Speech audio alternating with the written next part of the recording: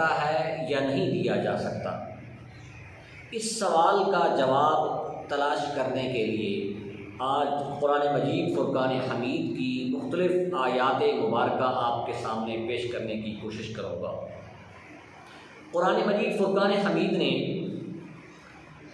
3 मुख्तलिफ़ आज़माइशें अज़ाब का तज़किरा किया। एक को कुरान ने अज़ाबल अकबर ज़िक्र किया, दूसरा अज़ाबल अदना सा छोटा सा अज़ाब, और तीसरा कुरान ने मुसीबत मरज़ तकलीफ़ का ज़िक्र किया। ये सब इंसान के ऊपर आती हैं और इंसान कई ज़िंदगी में कई मौक़े खुशी की भी आते हैं और कुछ गमी के भी आते हैं, और कभी कोई छोटी मुसीबत आ जाती है तो कभी बड़ी मुसीबत आ जाती है। तो ये कुरान मजीद फ़ुरक़ान हमीद ने एक मकाम पर इरशाद फरमाया, वलनुज़ीक़न्नहुम मिन आज़ाबिल अदना दूनल आज़ाबिल अकबर। यहाँ कुरान ने खुद अज़ाब की 2 किस्मों को तक़सीम कर दी, एक अज़ाब अदना और एक अज़ाब अकबर। मुफ़स्सिरीन ने अज़ाब अकबर के मुतल्लिक़ बहुत गुफ्तगू की है कि ये कौन सा अज़ाब है। कुछ मुफ़स्सिरीन तो इस बात की तरफ चले गए हैं कि अज़ाब अकबर से मुराद ये उख़रवी अज़ाब है, महशर का अज़ाब है, क़ब्र का अज़ाब है, वो अज़ाब अकबर है। और कुछ मुफ़स्सिरीन ने दुनिया में जो अज़ाब आता है, तकलीफ़ इंसान पर आती है, मुसीबत आती है, उसकी तरफ चले गए हैं। उन्होंने ये कहा है कि अज़ाब अकबर से मुराद वो अज़ाब जो साबिक़ा उम्मतों पर, साबिक़ा कौमों पर आया, वो अज़ाब है, और जो अब छोटे उससे कम दर्जे के अज़ाब हैं, तकलीफ़ें हैं, मुसीबतें हैं, उसको अज़ाब अदना कह सकते हैं। यानी बड़े अज़ाब साबिक़ा कौमों पर आए और हमारे ऊपर जो तकलीफ़ या मुसीबत, कुदरती आफ़ात, ज़ल्ज़ला हो गया, इसी तरीके से सैलाब हो गया, वबाई अमराज़ हो गई, ये सब की सब इसको अज़ाब अदना से आप ताबीर कर सकते हैं। तीसरा, कुरान ने मुसीबत का ज़िक्र किया, वमा असाबकुम मिन मुसीबतिन, मुसीबत का ज़िक्र किया, मरज़ का ज़िक्र किया, वलनबलुवन्नकुम बिशैइन मिनल खौफ़ि वल-जू'i व नक़्सिन मिनल अमवाल वल-अनफ़ुसि वस-समरात। कुरान क्या इरशाद फरमाता है कि हम इंसान को कभी आज़माइश में डालते हैं, किसकी वजह से? खौफ, डर की वजह से, भूख की वजह से, औलाद की वजह से, इन सब चीज़ों में आज़माइश में मुब्तला कर देते हैं। तो ये हालिया जो अज़ाब या सैलाब आया है पाकिस्तान में, इसको कुरान की रूह से अज़ाब भी कहा जा सकता है। कुरान की रूह से ये अज़ाब नहीं है तो इसको निशानी, अल्लाह तबारक व तआला की कुदरत की निशानियों में से एक निशानी है। इसको मुसीबत भी कह सकते हैं, इसको तकलीफ़ भी कह सकते हैं, इसको आज़माइश भी बोल सकते हैं। लेकिन ये अज़ाब उस दर्जे का अज़ाब नहीं है जो अज़ाब हमसे पहली उम्मतों पर, साबिक़ा कौमों पर आया। इससे पहले हम एक प्रोग्राम रिकॉर्ड कर चुके हैं जिसमें साबिक़ा कौमों पर जो सैलाब आया है, जिसमें कौम नूह के सैलाब का हमने तज़किरा किया, सैल अरम का सबा कौम के ऊपर जो सैलाब आया उसका तज़किरा किया, और उसमें फ़र्क बयान किया था कि वो सैलाब ऐसा आता था कि पूरी कौम, पूरा मुल्क, पूरा इलाका सफ़ा हस्ती से मिट जाता, उनका नाम व निशान तक भी ना रहता। लेकिन अब जो हमारे ऊपर ये कुदरती आफ़ात आ रही हैं, सैलाब हो गया, इस तरीके से ज़ल्ज़ला हो गया, इसी तरीके से वबाई अमराज जैसे कोविड, कोरोना की मर्ज़ है, ये भी एक अल्लाह तबारक व तआला की तरफ से हमारे ऊपर आजमाइश थी। ये भी एक अजाब की, अदना अजाब की एक झलक है। ये अल्लाह तबारक व तआला दिखाता है हमें सीधा रास्ता पर लगाने के लिए। अल्लाह तबारक व तआला ये अपनी कुदरत को और अपनी ताकत को कि मैं एक पल के अंदर एक अमीर को गरीब और एक खुशहाल को तंगदस्त, एक हंसने वाले को रोने वाला मैं कर सकता हूँ। ये अल्लाह तबारक व तआला की कुदरत है। अब आए कुरान मजीद फुरकान हमीद ने बहुत से मकामात पर जो नेक लोग हैं, नेकी करने वाले हैं, उन पर इनामात का जिक्र किया। इरशाद फरमाया, मन आमिला सालिहन मिन ज़करिन औ उन्सा व हुवा मुमिन फलनुहयिन्नहु हयातन तय्यबा, कि मर्द और औरत में से जो भी नेक अमल करता है हम उसको एक उम्दा ज़िंदगी अता करेंगे, एक पाकीज़ा ज़िंदगी अता करेंगे, एक उसको खुश सुकून वाली ज़िंदगी अता करेंगे। और दूसरे मकाम पर कुरान ने इरशाद फरमाया, वमन अअरद अन ज़िक्री फ़इन्न लहू मईशतन दनकम व नहशुरुहु यौमल क़ियामति अमा। जो मुझसे अल्लाह फरमाता है, जो मेरे ज़िक्र से, जो मेरे पैगाम से, जो मेरे अहकामात से रूगिरदानी करता है, तो हम उस पर दुनिया में मईशत के जो असबाब हैं, मईशत के जो वसाइल और ज़राए हैं, उन पर तंग कर देते हैं, दौलत उन पर तंग कर देते हैं। आज भी अगर देखें, जिन लोगों के पास दौलत है, दौलत की फरावानी है, और उनका जो दिल है वो अल्लाह की तरफ नहीं है, बज़ाहिर तो उनके पास दौलत है, दौलत की फरावानी है, खुशहाली है, लेकिन अगर उनसे पूछा जाए तो वो भी परेशान हैं। क्यों? कि कुरान ने पहले मकाम पर जिक्र किया कि जो अच्छा अमल करेगा हम उसको पाकीज़ा ज़िंदगी अता करेंगे, पुरसकून ज़िंदगी अता करेंगे। और सुकून किस में है? अला बिज़िक्रिल्लाहि तत्मइन्नुल क़ुलूब, अल्लाह के ज़िक्र के बगैर दिल मुतमईन ही नहीं हो सकता। अल्लाह के ज़िक्र में इत्मीनान और सुकून है। फिर एक सवाल ये भी होता है, बहुत से सामीन ने और बहुत से लोगों ने ये सवाल भी पूछा है, मुझसे ही पूछा है, कि क्या ये अज़ाब जो नाज़िल हुआ है, क्या ये हमारे गुनाहों का नतीजा है, और क्या ये हमारे हाथों की कमाई है? और ये कहते हैं कि जिस तरीके से सवात के अंदर एक होटल वो पानी के अंदर बह चला, तो वो कहते हैं वहाँ फला गलत काम होते थे, तो उस वजह से ये अज़ाब आ गया। तो कुरान की रूह से हम इस सवाल का जवाब तलाश करेंगे कि क्या ये अज़ाब जो नाजिल हुआ है, क्या इनमें हमारे आमाल का या हमारे किरदार का भी इसमें अमल दखल है या नहीं है?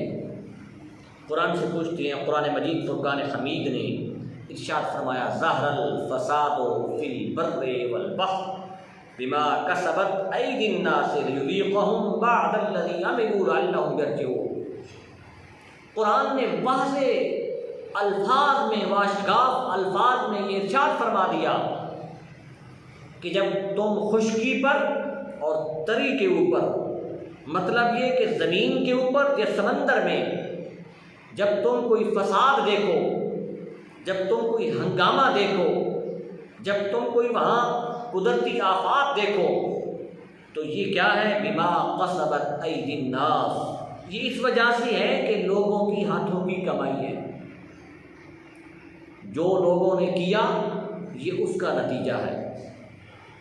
लियुज़ीक़हुम, कुरान ने कहा कि लियुज़ीक़हुम बअदल्लज़ी अमिलू, ताकि हम उनको उस चीज़ का मज़ा चखाएं जो वो अमल करते हैं।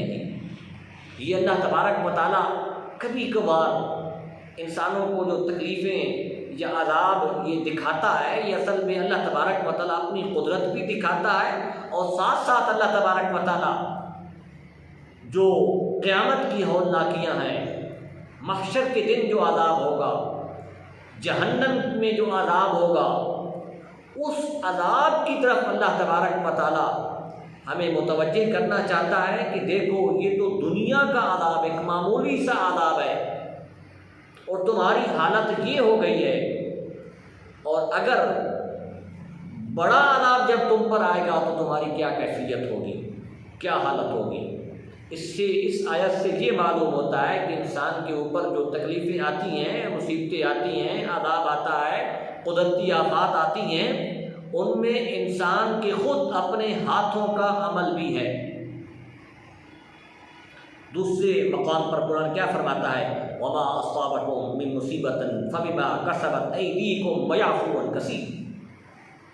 यहाँ एक और सवाल उठता है, कुरान ने उसका भी जवाब दे दिया। वो सवाल क्या उठता है कि ये अगर हमारे हाथों की कमाई का नतीजा है, हमारे गुनाहों की वजह से ये अज़ाब हमारे ऊपर आया है, तो फिर बहुत से लोग दुनिया में, बहुत से लोग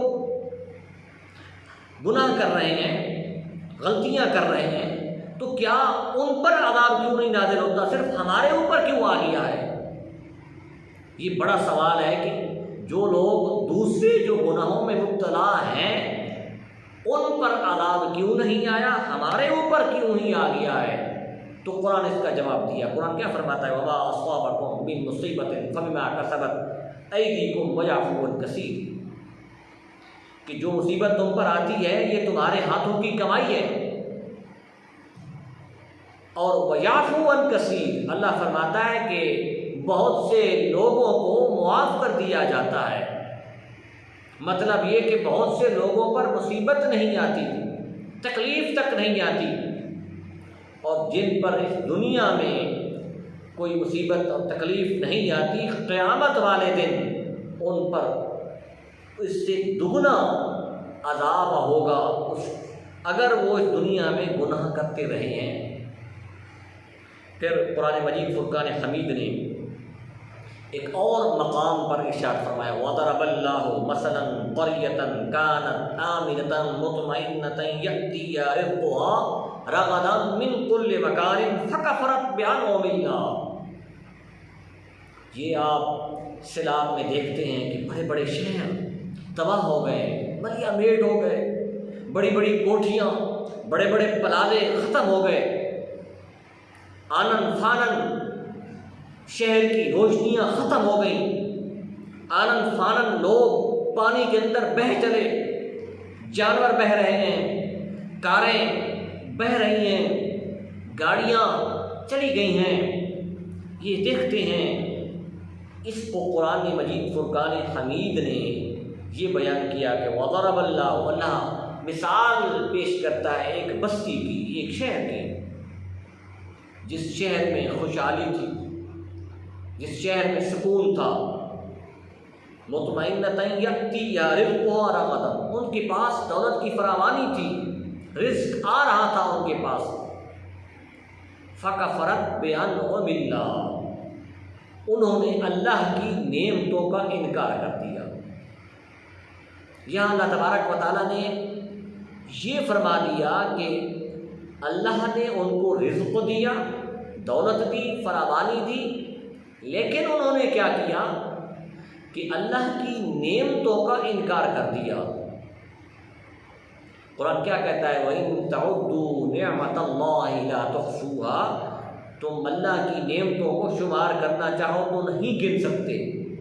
इतनी बड़ी नेमतें अल्लाह ने हमारे ऊपर नाजिल कर दी हैं, हमारे ऊपर इनामात की बारिश कर दी है, हम इनको शुमार भी नहीं कर सकते।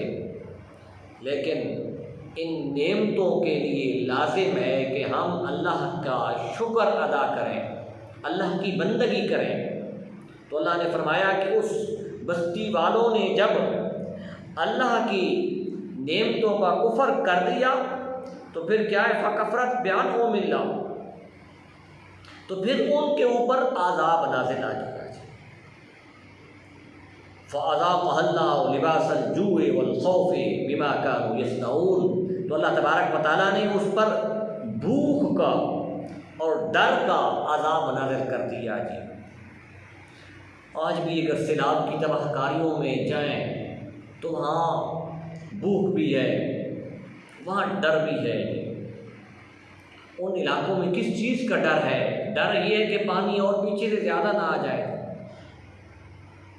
एक जगह से उठकर दूसरी जगह पर गए तो वहाँ ये डर पैदा हो जाता है कि और बारिश ऊपर से आ गई, हम क्या करेंगे।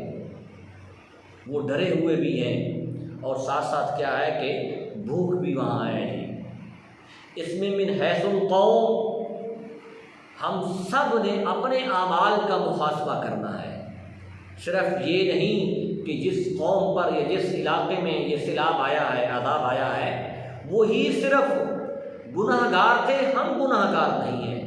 हमारे अंदर गलतियां नहीं पाई जाती, सिर्फ उन्हीं के अंदर पाई जाती हैं। ऐसा हरगिज़ मत सोचना, बल्कि उन लोगों को भी चाहिए कि वो भी अपने आमाल का मुहासबा करें और हमें भी चाहिए कि हम भी अपने आमाल का मुहासबा करें।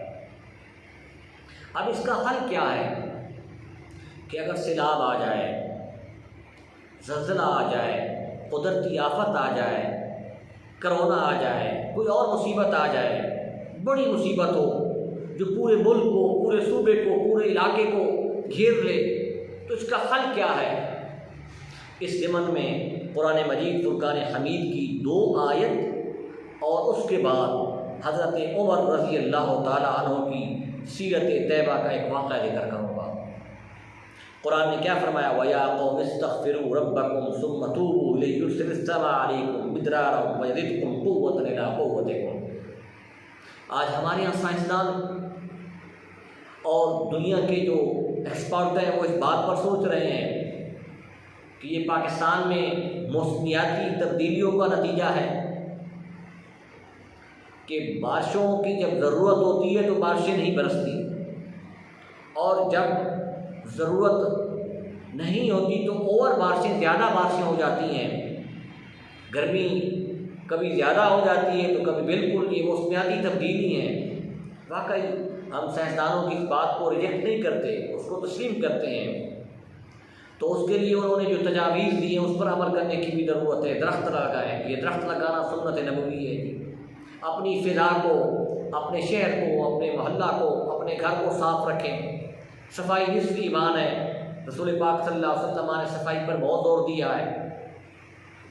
ये ज़ाहरी असबाब अपनी मौसमियाती तब्दीली से निपटने के लिए ज़ाहरी असबाब का सहारा लेना लाजमी है, उन पर अमल करना लाजमी है, लेकिन साथ साथ बातनी असबाब जो है उस पर भी तवज्जो देने की ज़रूरत है। कुरान ने बातिन क्या? वया कौम इस्तग़फिरू रब्बकुम, ऐ मेरी कौम अल्लाह की बारगाह से बख्शिश तलब करो, तौबा करो। तो फिर अल्लाह तबारक व तआला की बारगाह में जब तौबा करोगे तो फिर क्या है कि युरसिलिस समा अलैकुम मिदरारा, फिर अल्लाह तबारक व तआला तुम्हारे ऊपर बारिशें नाज़िल कर देगा, उससे रिज़्क़ तुम्हारे लिए पैदा फरमा देगा जी। तो कुरान का फार्मूला ये हुआ कि अगर अज़ाब और मुसीबत या तकलीफ़ आ जाती है तो अल्लाह की बारगाह में इल्तिजा करो, दुआ करो, तौबा और मग़फ़िरत करो। दूसरे मकाम पर 28वें पारे में क्या फरमाया? वमन यत्तक़िल्लाह यजअल लहू मख़रजन व यर्ज़ुक़हू मिन हैसु ला यहतसिब। कुरान फरमाता है कि जो शख्स अल्लाह से डर गया, जिसके दिल में तक़वा पैदा हो गया, जिसके दिल में अल्लाह की मोहब्बत पैदा हो गई, जो दीन के अहकामात पर अमल कर रहा है, तो यजअल लहू मख़रजा, हम उसके लिए रिज़्क़ के वो दरवाज़े खोल देंगे, वयर्ज़ुक़हू, और इसको इस अंदाज में रिज़्क़ देंगे, मिन हैसु ला यहतसिब, जिसका उससे गुमान तक भी नहीं होगा, उसको उस जगह से हम रिज़्क़ देंगे। मतलब ये हुआ कि इस्तिग़फ़ार और तौबा और तक़वा इख्तियार करने से अल्लाह तबारक व तआला हमें रिज़्क़ दे देता है, दौलत दे देता है, सुकून दे देता है। हज़रत उमर रज़ी अल्लाह तआला अन्हु की सीरत तैयबा का एक वाक़या सुने। हज़रत उमर रज़ी अल्लाह तआला अन्हु के ज़माना में क़हत आ गया, मदीना तैयबा में बारिशें नहीं हो रही थी। गल्ला कम हो गया। हज़रत उमर ने ऑर्डर किया शाम से, और दूसरी जो उस वक़्त की जो आलमी मंडियाँ थीं, गल्ला की मंडियाँ थीं, अनाज की मंडियाँ थीं, वहाँ से हज़रत उमर ने गल्ला गंदम मंगवाई मदीना तैयबा में। चूँकि बहुत बड़ा कहत था और उस कहत के नतीजा में गल्ला कम हो रहा था, थोड़ा गल्ला था जी, तो हज़रत उमर परेशान हुए और गल्ला मंगवाने की कोशिश की। हज़रत बिलाल बिन हारिस मुज़नी रज़ी अल्लाह तआला अन्हु एक सहाबी हैं, उन्होंने रसूल करीम सल्लल्लाहु अलैहि वसल्लम की ख्वाब में ज़ियारत की और रसूल करीम सल्लल्लाहु अलैहि वसल्लम जी इरशाद फरमा रहे थे जी, आपने क्या फरमाया कि मैं तो समझता था कि हज़रत उमर बड़े समझदार हैं, बस यही जुमला इरशाद फरमाया और हज़रत बिलाल की आँख खुल गई। सुबह हज़रत उमर की बारगाह में हाजिर हुए, अर्ज़ की, ऐ अमीरुल मोमिनीन, मुझे रात को रसूल करीम सल्लल्लाहु अलैहि वसल्लम की ख्वाब में ज़ियारत हुई है और आप ये इरशाद फरमा रहे थे कि मैं तो समझता था कि हज़रत उमर बड़े समझदार हैं। यही जुमला इरशाद फरमाया, बस इससे आगे मैं नहीं सुन सका। हज़रत उमर ने सहाबा किराम को इकट्ठा कर लिया है और हज़रत उमर के ज़हन में रसूल करीम सल्लल्लाहु अलैहि वसल्लम के ये अल्फाज नक्श हो गए और हज़रत उमर रज़ी अल्लाह तआला अन्हु ने सहाबा किराम से मशवरा किया कि रसूल करीम सल्लल्लाहु अलैहि वसल्लम ख्वाब में ये क्यों इरशाद फरमा रहे हैं कि मैं तो समझता था हज़रत उमर बड़े समझदार हैं। आगे रसूल करीम सल्लल्लाहु अलैहि वसल्लम ने ये नहीं फरमाया कि किस वजह से मैं गलती कर रहा हूँ, मेरे अंदर कोई गलती पाई गई है, मैं कोई गलत काम कर रहा हूँ जिसकी वजह से रसूल करीम सल्लल्लाहु अलैहि वसल्लम ये इरशाद फरमा रहे हैं। तो सहाबा किराम ने गौर किया, तो सहाबा किराम ने अर्ज़ की कि ऐ अमीरुल मोमिनीन, हमारे जो ज़हन में बात आ रही है वो ये है कि आप इस कहत को ख़त्म करने के लिए ज़हरी असबाब इख्तियार कर रहे हैं, लेकिन आप जो बातनी असबाब हैं, जो अल्लाह की तरफ से असबाब हैं, आप उनको बिल्कुल छोड़ रहे हैं। हज़रत उमर रज़ी अल्लाह तआला अन्हु ने सहाबा किराम से पूछा कि वो कौन से बातनी असबाब हैं। फरमाया कि आप गला तो मंगवा रहे हैं, लेकिन बातनी असबाब के लिए आपको नमाज़ इस्तिस्क़ा, बारिश की नमाज़ पढ़नी चाहिए। तो हज़रत उमर रज़ी अल्लाह तआला अन्हु फ़ौरन उठे और कहा कि हम ये भी असबाब इख्तियार करते हैं। हज़रत मोहतरम की रिवायत बयान करने का, सामईन एहतिशाम, इस रिवायत बयान करने का मकसद ये है कि हम सिलाब की तबाहकारियों से बचने के लिए ज़हरी असबाब इस्तेमाल कर रहे हैं और करने भी चाहिए। हमें अपने भाइयों की मदद करनी चाहिए, हमें उनके खुराक, उनके लिबास, उनका बंदोबस्त करना चाहिए, लेकिन साथ साथ क्या है कि बातनी असबाब अल्लाह की बारगाह से हम कम अज़ कम दुआ तो कर सकते हैं कि या रब्बुल आलमीन उनको खुशहाली अता फरमा, उनको सुकून अता फरमा, हमारे गुनाहों को माफ़ फरमा। ये हम कर सकते हैं और हम बहसुल कौम इस बात की तरफ तवज्जो नहीं दे रहे हैं। हम ज़हरी असबाब तो कोशिश कर रहे हैं और ये पाकिस्तानी कौम की बड़ी अच्छी खसूसियत है कि पाकिस्तानी कौम मुश्किल के वक़्त जमा हो जाती है और हर शख्स अपना हिस्सा मिलाता है। आखिरी हदीस हज़रत अब्दुल्ला बिन उमर रज़ी अल्लाह तआला अन्हु से मरवी है। रसूल पाक सल्लल्लाहु अलैहि वसल्लम ने फरमाया कि उस वक़्त क्या होगा जब मेरी कौम के अंदर 5 चीज़ें पाई जाएंगी, उस वक़्त क्या हाल होगा। फरमाया वो कौन सी चीज़ें हैं जी। आपने फरमाया कि जब कौम के अंदर इलानिया तौर पर बेहयाई पाई जाए तो फिर उस कौम में ताउन की मर्ज़ ज़्यादा गालिब आ जाती है। बेहयाई की वजह से ताउन की मर्ज़ में इजाफ़ा होता है। दूसरा फरमाया कि जो कौम, उस वक़्त क्या हाल होगा कि जब कौम ज़कात नहीं देगी, दौलत तो बहुत ज़्यादा होगी लेकिन ज़कात देने वाला बहुत कम लोग होंगे, तो फरमाया उस वक़्त बारिशें रुक जाएंगी। आज अगर हम पाकिस्तान की लोगों की हालात को देखें तो गुर्बत भी है, लेकिन साथ साथ बड़े से बड़े लोग अमीर पड़े हैं, वो ज़कात नहीं निकालते।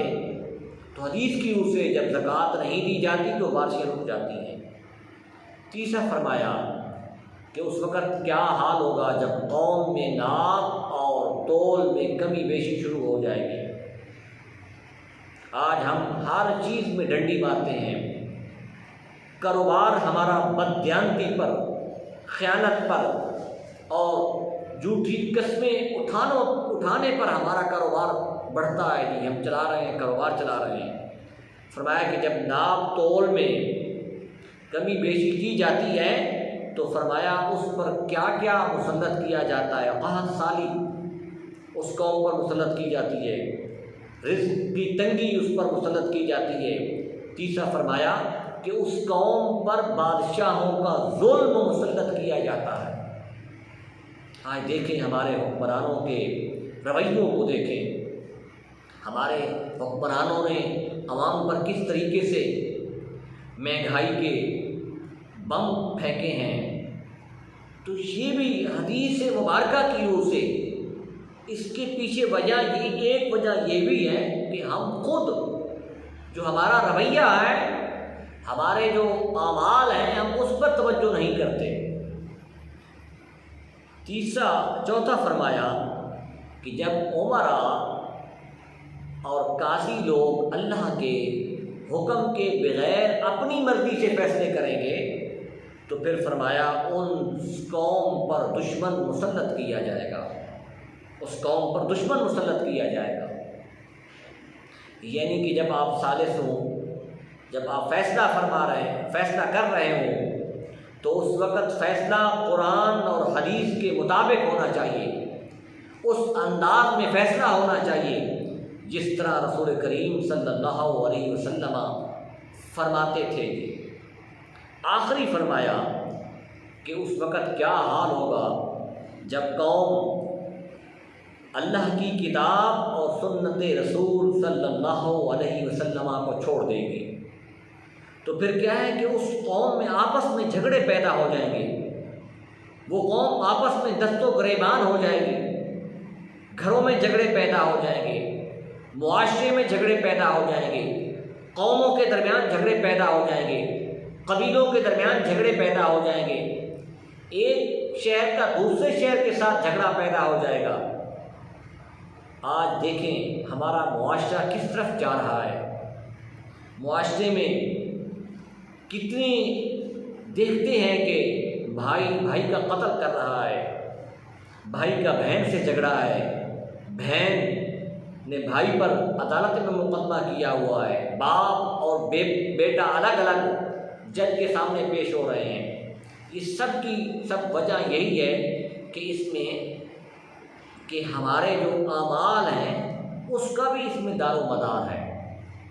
सामईन ज़ी एहतिशाम, नतीजा अपनी गुफ्तगू का आपके सामने पेश करता हूँ कि ये अल्लाह तबारक व तआला की तरफ से हमारे ऊपर ये छोटा सा एक आज़ाब है, अदना आज़ाब है। ये अल्लाह तबारक व तआला ने हमें दिखाया है अज़ाब अकबर से बचने के लिए, क़ब्र की तैयारी करने के लिए।